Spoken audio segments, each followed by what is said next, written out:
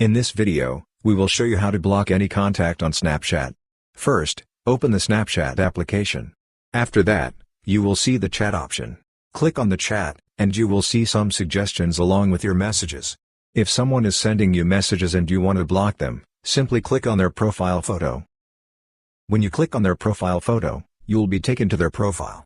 Alternatively, if you want to search for a specific profile, you can use the search option at the top. Click on the search bar and type in the name of the profile you want to block. For example, if I want to block this person, I will click on their contact. Once you are on their profile, you will see 3 dots at the top. Click on these 3 dots. When you click on the 3 dots, you will see the block option. Click on block. A pop-up message will appear, confirming the action. Click block again, and the contact will be blocked.